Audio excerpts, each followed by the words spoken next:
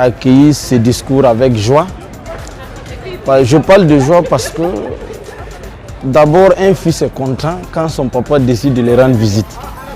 Et le président du Faso qui vient pour voir les étudiants parce que auparavant quand le président du Faso vient à l'université, c'est pour assister à autre cérémonie, ce n'est pas pour rencontrer les étudiants en question. Et nous sommes contents parce que nous voyons dans cet acte-là un président qui se veut être proche et qui veut être proche de sa population. Parce que autrefois on rencontre toutes les couches sociales sans tenir compte des étudiants. Pourtant nous avons notre mot à dire pour ce qui est de la reconquête du territoire. Donc nous les étudiants, par ma voix, nous sommes très fiers, nous sommes contents d'avoir notre président en face de nous, à qui on a pu échanger avec lui à bâton rompu, et comme si voilà, on était des camarades, si je peux le dire. Ce que nous pouvons apporter en tant qu'étudiants, c'est d'abord, nous qui sommes allés à l'école, on a eu la chance de comprendre certaines choses. Mais nous avons nos parents qui sont au village, qui ne comprennent pas. Donc notre rôle, c'est de sensibiliser nos parents, les amener à se départir de ces discours qui ont but d'amener les gens à se rebeller contre l'État. Notre rôle, c'est de sensibiliser nos camarades, dire que nous avons intérêt à ce que ce pays continue de vivre, parce que sans la paix, on ne peut pas exister.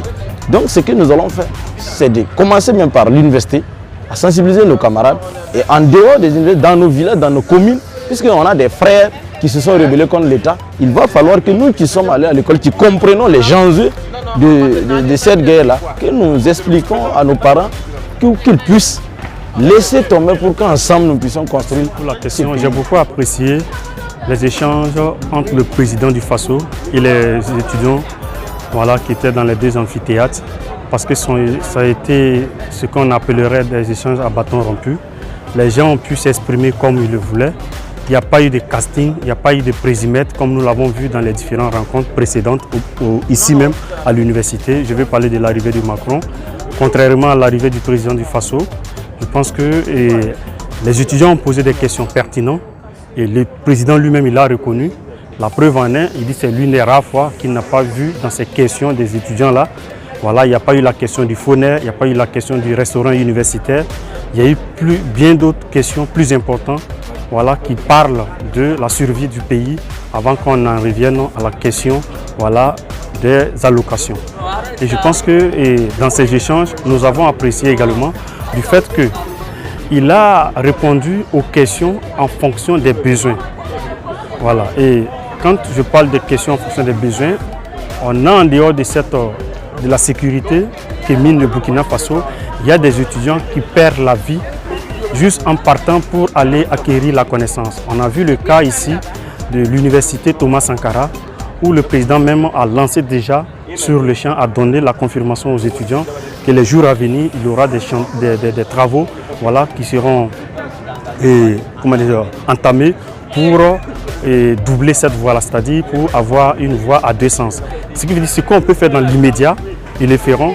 Et ce qui fait sa modestie dans sa prise de parole, il a également dit devant les étudiants qu'eux, ils vont entamer certains chantiers, ils vont commencer certains chantiers, mais après, ceux qui vont les suivre vont achever ces chantiers, tout simplement parce qu'on ne peut pas tout faire dans un temps record et tout ce qui urge actuellement, c'est la question sécurité. Je salue vraiment cette initiative et j'étais vraiment fière de lui à travers ses propos et à ses réponses à toutes nos préoccupations, nos questions et tout. On sent vraiment en lui quelqu'un qui peut vraiment faire quelque chose pour ce Burkina qui n'a pas connu des moments de paix ces derniers temps.